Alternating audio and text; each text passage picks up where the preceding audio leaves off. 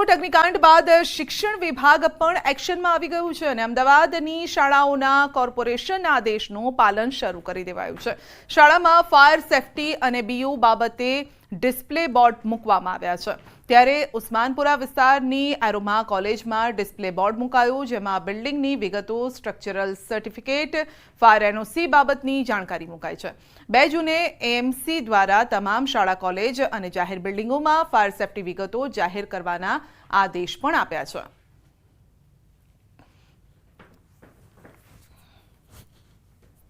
રાજકોટમાં બનેલી આગકાંડની ઘટના બાદ અમદાવાદ મ્યુનિસિપલ કોર્પોરેશન તંત્ર જે છે તે એક્શનમાં આવ્યું છે અને ખાસ કરીને જ્યારે હવે આગામી 2 દિવસથી શાળાઓ અને કોલેજોમાં શૈક્ષણિક સત્ર શરૂ થઈ રહ્યું છે ત્યારે અમદાવાદ મ્યુનિસિપલ કોર્પોરેશને આદેશ કર્યો હતો કે જે પણ બિલ્ડિંગ હોય, જે હાઈરાઇઝ બિલ્ડિંગ હોય કે પછી સ્કૂલ કોલેજનું જે બિલ્ડિંગ હોય તો ત્યાં તેઓને ફાયર સેફટી છે કે નહીં એ બિલ્ડિંગમાં, સાથે સાથે એ બિલ્ડિંગને બીયુ પરમિશન છે કે નહીં તેનું ડિસ્પ્લે બોર્ડ જે લગાવવું ફરજિયાત રહેશે અને એ પ્રકારની સૂચનાનું પાલન જે છે તે શાળા અને કોલેજોએ ફરજિયાત કરવું પડશે।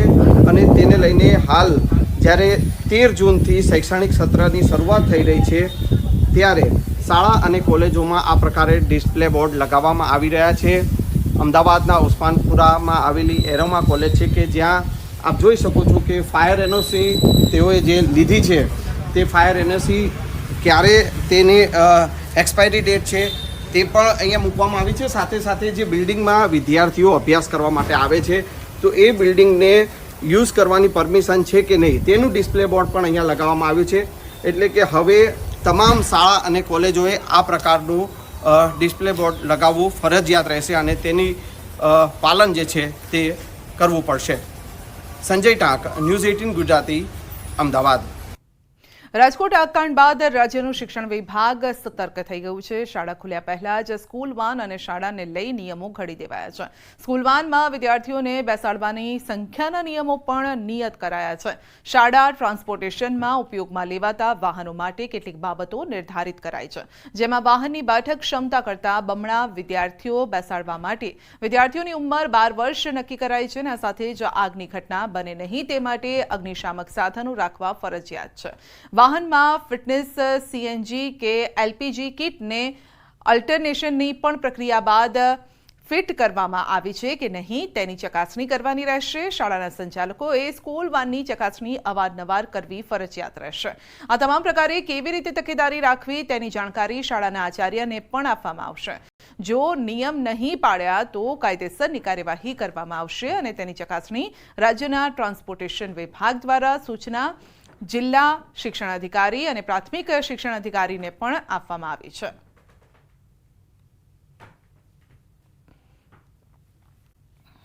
ગુજરાતમાંથી કેન્દ્રમાં મંત્રી બનેલા નેતાઓએ પદભાર સંભાળ્યો। કેન્દ્રમાં નવા મંત્રીઓએ પદભાર સંભાળ્યો। અમિત શાહે દેશના ગૃહ અને સહકારિતા મંત્રી પદે કાર્યભાર સંભાળ્યો છે, તો જલશક્તિ મંત્રી તરીકે CR પાટીલે ચાર્જ સંભાળ્યો। ગુજરાતમાંથી રાજ્યસભા સાંસદ JP નડ્ડાએ આરોગ્ય મંત્રાલયમાં પણ પદભાર સંભાળ્યો। શ્રમ રોજગાર મંત્રી માંડવિયાએ પણ પદભાર સંભાળ્યો। ગુજરાતમાંથી રાજ્યસભા સાંસદ S જયશંકરે વિદેશ મંત્રીનો પદભાર સંભાળ્યો।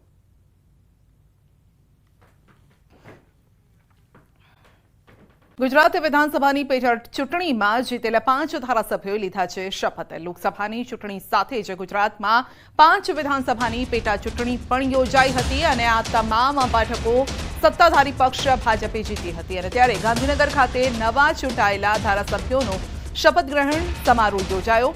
પેટા ચૂંટણીમાં જીતેલા 5 ધારાસભ્યોએ શપથ લીધા। વિધાનસભાના અધ્યક્ષ શંકર ચૌધરીએ તમામ ધારાસભ્યોને શપથ લેવડાવ્યા। પોરબંદરથી અર્જુન મોઢવાડિયા, વિજાપુરથી CJ ચાવડા, વાઘોડિયાથી ધર્મેન્દ્રસિંહ વાઘેલા, ખંભાતથી ચિરાગ પટેલ, માણાવદરથી અરવિંદ લાડાણીએ હવે સેવાના શપથ લીધા છે। આ પ્રસંગે રાજ્યના મુખ્યમંત્રી ભૂપેન્દ્ર પટેલ, આરોગ્ય મંત્રી ઋષિકેશ પટેલ, ગૃહ રાજ્યમંત્રી હર્ષ સંઘવી, નાણામંત્રી કનુભાઈ દેસાઈ સહિત અન્ય અગ્રણી નેતાઓ ઉપસ્થિત રહ્યા। નવા ધારાસભ્યોએ શપથ લેતાની સાથે જ વિધાનસભાની કુલ 182 બેઠકો પૈકી 181 બેઠકોનું સંખ્યાબળ થઈ ગયું છે। વિધાનસભામાં ભાજપનું સંખ્યાબળ 161 થઈ ગયું છે, તો કોંગ્રેસ પાસે હવે 13 જ ધારાસભ્ય બચ્યા છે। અને આમ પણ આમ આદમી પાર્ટીના 4, એસપીના 1 અને અપક્ષના 2 ધારાસભ્ય છે.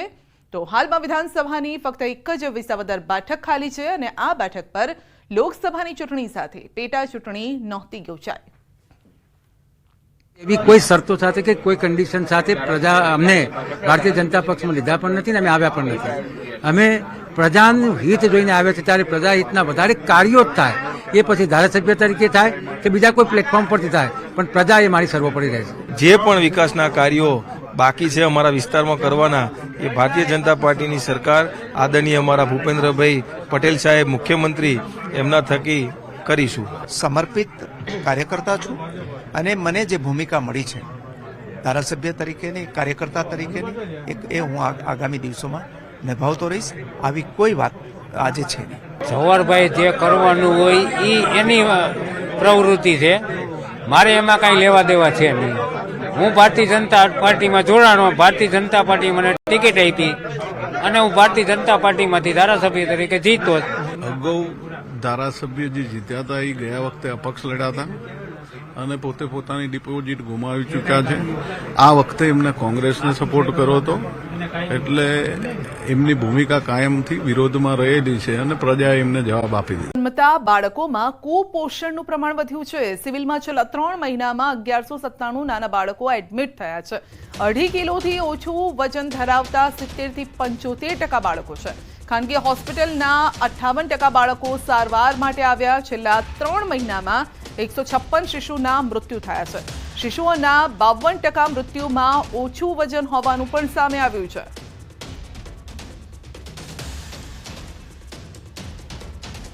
નાના બાળકો આવી બધી તકલીફ સાથે civil hospital, tertiary care centre હોવાથી અહીંયા લાવવામાં આવે છે. ને છેલ્લા 3 મહિનાની જો હું વાત કરીશ તો 1197 નાના તાજા જન્મેલા બાળકો સિવિલમાં દાખલ થયા છે. અને આ જે 1197 છે એમાં અમારા ઇનબોર્ડ એટલે કે જેની ડિલિવરી અહીંયા થઈ હોય, જે અહીંયા જન્મ લીધો હોય એવા બાળકો 53% છે અને 47% કિસ્સાની અંદર આ બધા બહારથી રિફર થયેલા છે. જેમાં પ્રાઇવેટ હોસ્પિટલ ગણશું, બીજી મેડિકલ કોલેજ ગણશું અને એવા બધા ઘણા બધા બાળકો ઘરેથી પણ આવ્યા છે. કે એવી રીતે આ એક ટર્શરી કેર સેન્ટર હોવાથી એટલા બાળકો તો બહારથી અહીંયા ટ્રાન્સફર કરવામાં આવે છે. બાદ કાયમી ભરતીની માંગ સાથે શિક્ષકો મેદાનમાં છે. ટેટ ટાટ પાસ ઉમેદવારો ગાંધીનગર સચિવાલય પહોંચ્યા. વિદ્યા સહાયક અને શિક્ષણ સહાયકની કાયમી ભરતીની માંગ કરી છે. શિક્ષણ મંત્રી કુબેર ડિંડોરને મળીને રજૂઆત પણ કરી રહ્યા છે અને પ્રાથમિક અને ઉચ્ચતર માધ્યમિક શાળામાં 34,506 શિક્ષકોની જગ્યા ખાલી છે. લાંબા સમય બાદ પરીક્ષા લેતા ઉમેદવારોની વય મર્યાદા પૂર્ણ, વય મર્યાદામાં છૂટછાટ આપવા પણ માંગે છે. લોકસભાની ચૂંટણી પડી એ પછી અમે આજે રજૂઆત કરવા માટે આવેલા છે. આજે અમારી રજૂઆત છે એ શિક્ષણ મંત્રી કુબેરભાઈ ડિંડોરને આપવાની છે. બીજું 9 થી 12 માટે માધ્યમિક અને ઉચ્ચતર માધ્યમિક પ્રફુલભાઈને આપવાની છે અને સીએમઓમાં અમે રજૂઆત કરવાના છે કાયમી ભરતી માટે. કાર્યવાહી સામે નારાજગી જોવા મળી રહી છે અને દોડધામ પણ મચી ગઈ. રાજકોટ શહેર ભાજપના આગેવાનો ગાંધીનગર પહોંચ્યા. રાજકોટ ભાજપના આગેવાનો સીએમને મળવા પહોંચ્યા. મેયર, શહેર પ્રમુખ Mukesh Doshi, mayor Nayanaben Pedhadiya, standing chairman Jaymin Thakar Gandhinagar પહોંચ્યા. ધારાસભ્ય રમેશ ટીલાડા, ઉદય કાનગડ, દર્શિતા શાહ અને ભાનુબેન બાબરિયા પણ ગાંધીનગરમાં છે. સીલિંગની કાર્યવાહી બાદ આગેવાનો પહોંચ્યા છે. શહેરમાં 500 થી વધુ મિલકતો સીલ કરાતા આગેવાનો ગાંધીનગર પહોંચ્યા છે. તો આ તરફ રાજકોટમાં વિવિધ એસોસિએશનના આગેવાનોએ રાજકોટ મનપા કમિશનર ડીપી દેસાઈને રજૂઆત કરી. ચેમ્બર ઓફ કોમર્સ, સ્વનિર્ભર શાળા સંચાલક ડોક્ટર સહિતના 112 એસોસિએશનના આગેવાનોની રજૂઆત કરી છે. જેમાં કમિશનરના મતે 200 એકમોને સીલ ખોલવામાં આવ્યા છે અને ફાયર એનઓસી, બીયુ પરમિશન નથી તેવી મિલકતો સીલ કરાઈ છે. સાથે જ એસઓપી બનાવવાની વિચારણા ચાલી રહી છે. 1 થી 2 દિવસમાં ચર્ચા કરી યોગ્ય નિર્ણય લેવાની વાત પણ કરી છે અને સાથે જ ફાયર એનઓસી પણ કોઈ પણ જાતના વિલંબ વગર આપવામાં આવે તેવી વાત કરી છે. તો કમિશનરના મતે રેસિડેન્શિયલ વિસ્તારમાં પ્રી સ્કૂલ ચલાવી શકાય પણ રેસિડેન્શિયલ બિલ્ડિંગમાં નહીં.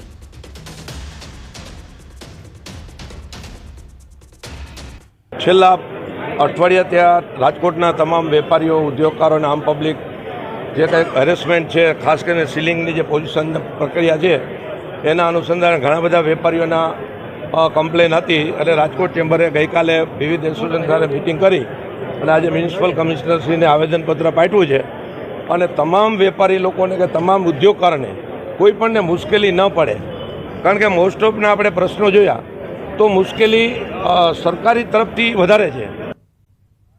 દ્વારકાના દરિયાકાંઠેથી ફરી ઝડપાયું છે બિનવારસી ચરસ.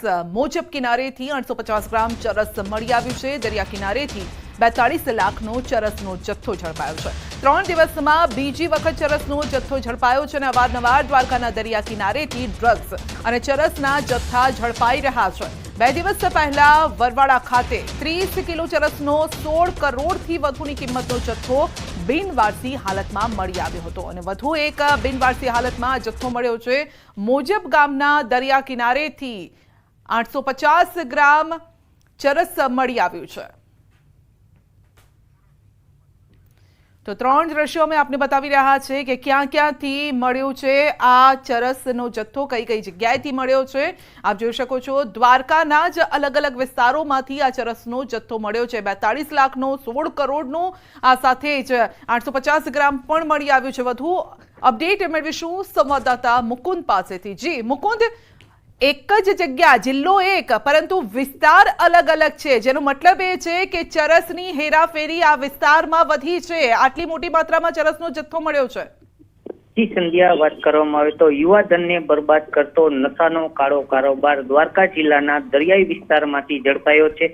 3 દિવસ પહેલા દ્વારકાના દરિયા કિનારેથી 16 કરોડની કિંમતનો ચરસનો જથ્થો ઝડપાયા બાદ ફરી દ્વારકાના દરિયા કિનારે આવેલ મોજબ પાસેના દરિયા કિનારેથી 850 ગ્રામ ચરસનો 42 લાખની કિંમતનો જથ્થો બિનવારસુ હાલતમાં મળી આવ્યો છે. ત્યારે દ્વારકા પોલીસે દરિયા કિનારે વધુ સર્ચ ઓપરેશન હાથ ધરતા દ્વારકા પોલીસને દરિયા કિનારેથી આ 42 લાખની કિંમતનું ચરસ મળી આવ્યું છે. પોલીસે દરિયાઈ વિસ્તારમાં ખાસ સર્ચ ઓપરેશન પણ હાથ ધરવામાં આવ્યું છે. દરિયા કિનારે આટલો જથ્થો ક્યાંથી આવ્યો, કઈ બોટ મારફતથી આવ્યો, તે દિશામાં પણ પોલીસે તપાસ હાથ ધરી છે. હાલ પોલીસે ચરસનો જથ્થો ઝડપી લઈ દરિયાઈ વિસ્તારમાં વધુ તપાસ હાથ ધરી છે. ત્યારે વાત કરીએ તો બિનવારસુ હાલતમાં મળેલો આ ચરસનો જથ્થો છે તે કોણ પહોંચાડી ગયું છે, કોણ લઈ જવાનું હતું, તે તમામ સવાલો પર પોલીસ માટે પણ પડકારરૂપ સાબિત થયું છે. ત્યારે અગાઉની વાત કરીએ તો દ્વારકા જિલ્લાના તલાયા બંદર ખાતેથી સંધ્યા 350 કરોડનું કિંમતનું અને નાવદરા બંદર ખાતેથી 120 કરોડની કિંમતનું ડ્રગ્સ પણ ઝડપાયું હતું. ત્યારે ડ્રગ્સ માફિયાઓ પણ